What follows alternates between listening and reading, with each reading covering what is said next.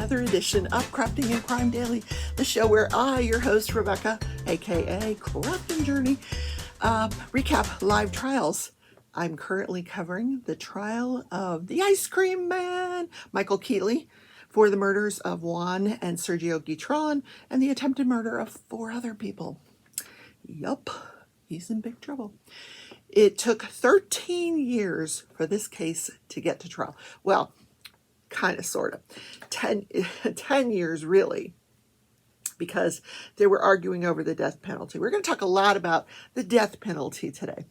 So in Florida, there was motions at the time to rule that it was unconstitutional, the death penalty, the way that it was written at the time, because it did not have to be unanimous. It just has to be by a majority of the juries. They had to vote for the death penalty by a majority, and then you got the death penalty. So it was argued that that was unconstitutional, and after that, they ruled that it had to be unanimous. So in Florida, a jury has to find unanimously a finding that the defendant should face the death penalty.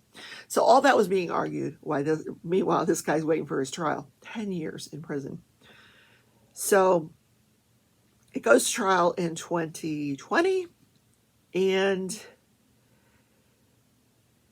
it's declared a mistrial. The jury deliberated, could not come to a decision. It was a hung jury in favor of a not guilty verdict. There was 2 holdouts out of the 12. 10 people said they felt like he was not guilty. 2 said they felt like he was guilty. Nobody was budging. So mistrial. So then it took 3 more years because of COVID to get to the retrial. So the defense, it's a completely new defense team, completely new prosecution team. And I'm saying all this to say this: there was no trial yesterday. So that's the recap. I need some coffee.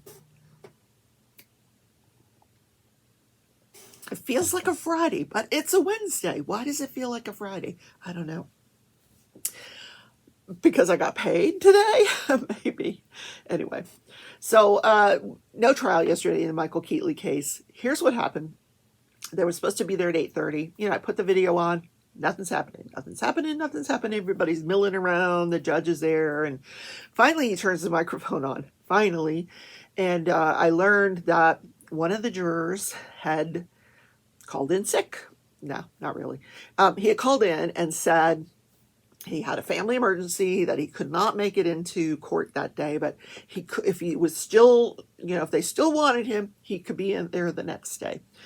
So rather than use one of their 3 alternates, they have 12 people listening to this case and 3 alternates, they opted not to use an alternate. They opted to wait for this guy. So they said, okay, no, they brought the jury in. They said, he says, I'm not going to tell your employer, but I'm going to give you the rest of the day off. He says, but don't worry.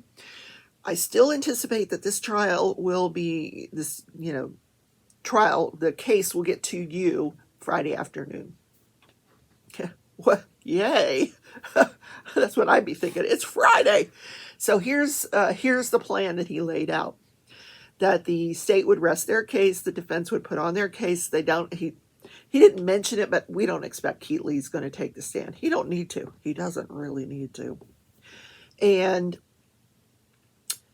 so the closing arguments would be first thing Friday morning, which I will cover live. If you're interested, raise your hand if you're interested, and leave me a comment. Let me know. Hey, live? Yeah. Okay. That's all. It never goes as planned, but I'll do it. There's usually something occurs that makes it not happen the way it should be. Anyway, so I believe the defense is going to put on 1 or 2, maybe 3 witnesses, tops. And I do know from watching today's testimony that the state has rested. They rested their case after an expert this morning, about 10:30 Eastern time, they rested their case. So what did they do yesterday? So the judge says, instead of, hearing testimony, he says, if there's anything housekeeping matters that we need to clear up, this is the time to do it. So a couple of things that they wanted to get cleared up was this whole issue about text messages. Detective Lugo was asked on prosecutor. Can't talk today. Okay, rewind. Okay. Detective Lugo was asked by the defense attorney, how come you did not subpoena the text messages from the cell phone? He goes, I don't know, I just didn't. So, which made him look like a complete buffoon. So on redirect, the prosecution pointed out that the text messages were part of the cell phone extraction. So they were there. They could already see them. They didn't need to subpoena them. So the prosecution wants to put in the text messages into evidence. So, but here's what's on the text messages. The last time that the defendant had either received or sent a text message was on the night of the 24th, the night before Thanksgiving, at 9:54 p.m.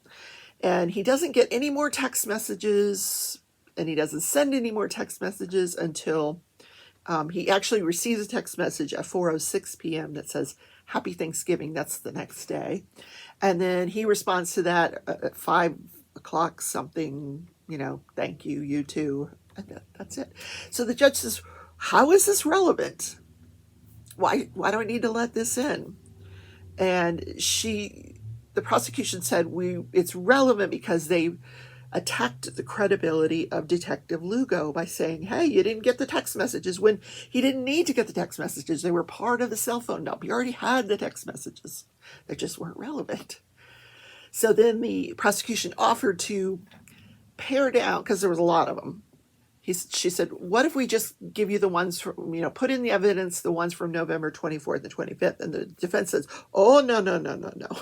If you're going to put those in, you're going to put them all in, because there's text messages from some of his girlfriends, Stacy Rogan, that are relevant. Yeah. So,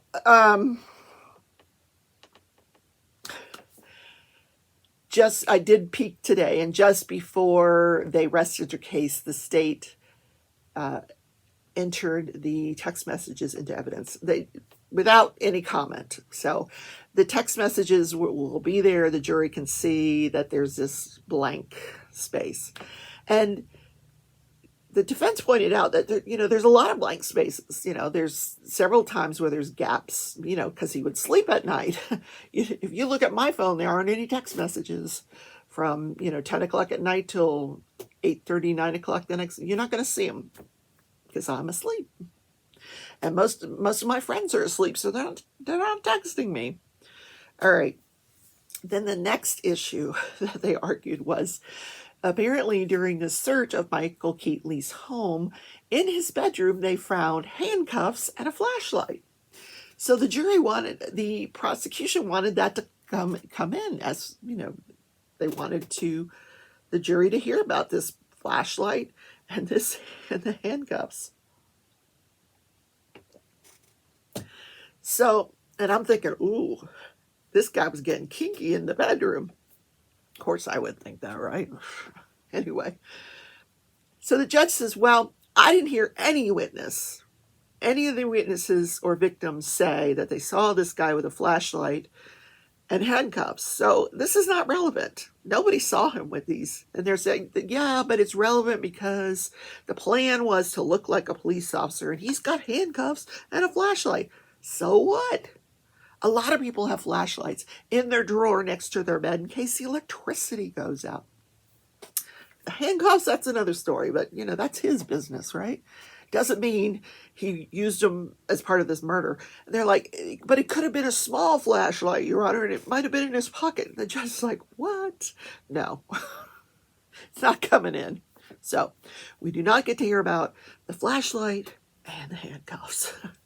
Darn. Anyway. I'll bet you Stacy Rogan knows about the handcuffs and the flashlight. Oh, I just went there. Okay. I have some other interesting news, though. If you looked at the thumbnail. Yesterday was a hearing, and I did listen to the hearing. Very, very interesting, on Lori Valadabel. And, you can only listen because it's not live. No cameras are allowed in the courtroom. You cannot videotape, you cannot record. And this is what happened. So all you can hear is once the hearing is over, then they release an audio of what occurred during the hearing. So this was the judge ruling on the defense's motion for sanctions on their motion to compel. It was a motion to compel that's gone on forever. So here's what the judge said. And they had also moved to, he said the motion to compel was moot because by now the defense has gotten everything that they need to get. However, they also moved to have the death penalty taken off the table. And they based that on several things. They said, first of all, it's, she's not competent to put to death. You can't, second of all, there's too much publicity surrounding this case, and because of that, there shouldn't be a death penalty. I don't know why that is relevant, but then the other thing was that the state had violated several discovery orders, by not giving them the documents that they needed in a timely fashion so that they could review this case. What they have to do is the defense has hired a mitigation specialist that works strictly on death penalty cases to find anything they can about the defendant that would mitigate the circumstances, including her mental health. And she argued that she would not have had enough time to complete her investigation before the death penalty phase started, because this trial starts next week. So the other argument was, did I go through all of them? That it was unconstitutional, but the judge didn't even touch that part of it. And then the final argument was that they don't have any way to carry out the death penalty. There's a moratorium on death penalties, people being put to death in this state, because they have a shortage of the drug that they use to do it. To do lethal injections. You can't get that drug right now. So, and right now the legislature in that state it's Idaho, by the way. The legislature in Idaho is considering bringing back the firing squad, which is cruel and unusual. That was their argument. And I agree. That's creepy. It's all kind of creepy. Nevertheless, so the judge went through all the different, he didn't really pay any attention to the argument that, too much publicity. No. The motion to compel, he said, they'd already given you all the documents. However, he said they had violated numerous discovery orders, and he didn't believe that it was willful. He believes, it probably was, maybe disorganization in their office or, whatever it was, but they violated these discovery deadlines. So they would give the documents way after the deadline, and wouldn't leave the defense enough time to look at everything. For example, jailhouse phone calls. They had asked for all the phone calls from the jail, and they were given a voluminous stack of papers, which were the text of these jail phone calls. And that would take someone probably 2-3 weeks to go through. Just anyway. And they were giving it to them. They were given those phone calls late, after the discovery deadline had ended. So the judge said, there is no precedent in Idaho for a sanction of taking the death penalty off the table because of discovery violations. However, there is other cases around the country where judges have made that ruling, and that ruling has held up. So he went through, what the violations were, and that, if he left the death penalty on the table, it would prejudice the defense because they wouldn't have enough time to prepare for their death penalty portion of the case. So he ultimately ordered that the state would be precluded from seeking the death penalty against Lori Vallow Daybell. However, this did not apply to Chad Daybell because his trial hasn't even been set yet. He asked for a continuance, and they haven't reset the trial date. Now, here's my thoughts on that. So they can go after the death penalty against him because he filed a motion to continue his case. But because Lori has asked for a speedy trial and refuses to waive her right to a speedy trial under the Constitution, and the state has violated the discovery rules,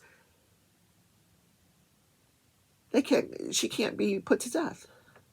But her husband can, because, I don't know. And it was the discovery violations that prompted the judge to continue Chad Daybell's case so that the defense would have enough time to prepare for the death penalty portion of his case. However, he couldn't continue Lori's case because she asked for a speedy trial. So no death penalty for Lori. To me, that doesn't seem equitable, but I don't know. Who am I, right? Just Rebecca from Wichita.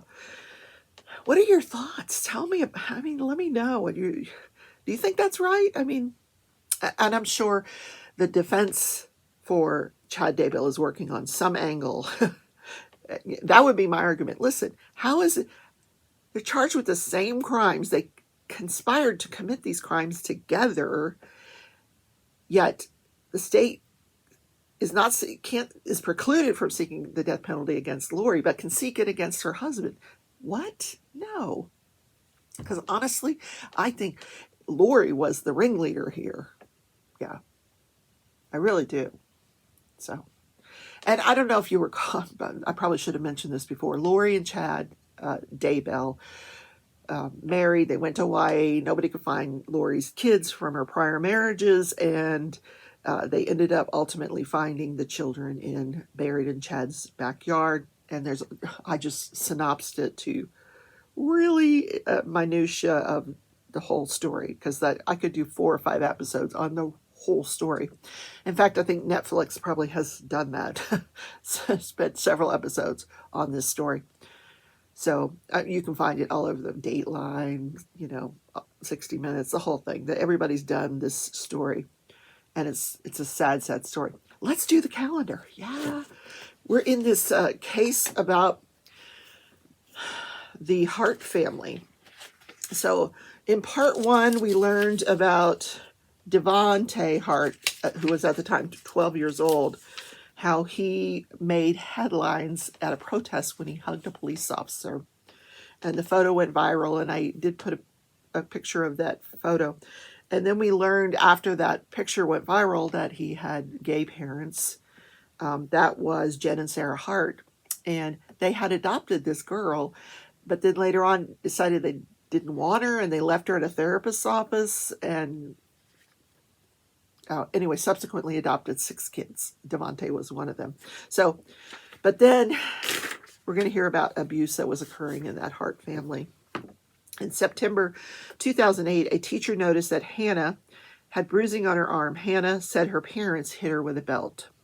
No charges were filed, but all the children were pulled out of school for that year. In 2010, Abigail said she had owies on her back. When questioned further, Abigail said Jen had held her head underwater and hit her after she found a penny in Abigail's possession. Abigail said she found it, but Sarah and Jen believed she stole it. What? Oh my God. The other children were also questioned in relationship. The clock. I'm sorry, let's wait.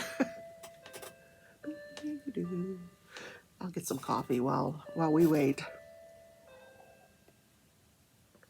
My sick little clock. The other children were also questioned in relationship to the penny incident, and they all reported being frequently spanked and deprived of food. Sarah took responsibility for abusing Abigail and the other children, pleading guilty to assault, and was sentenced to 1 year of community service. That's it? The couple retained custody of the children. What? I don't read these ahead of time. This is my true reaction. What the fuck? I'm sorry. Okay. In 2011, Hannah told the school nurse she hadn't eaten all day. When the nurse contacted Jen and Sarah, they accused Hannah of playing the food card and advised that she must be given water. Shortly after this incident, the children were pulled from school and began to be homeschooled.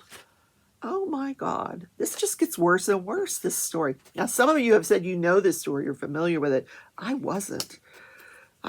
What was I doing when all this went down in 2008? I was a hospital risk manager. Yeah. This one escaped me. Okay, tomorrow we're going to talk more about the abuse and how that played itself out. But this story runs through Friday on the show. Oh my gosh. Okay. That's content today, guys. Have a great Wednesday. I will be live tonight. Crafting and Crime Daily. I call it Craft With Me Wednesday. I'm just crafting. I'm probably going to get my watercolor paints out tonight. I'm going to put the diamond painting away. I'm going to move it aside, get out my paints, because I just haven't painted in so long. And like watercolor, I'm going to paint. I love painting flowers and different things. So I don't know what I'm going to paint, but I'm going to paint tonight. So tune in. That's at 6:30 p.m. Central. And if I don't see you then, I'll see you tomorrow in Crafting and Crime Daily. Take care, everybody.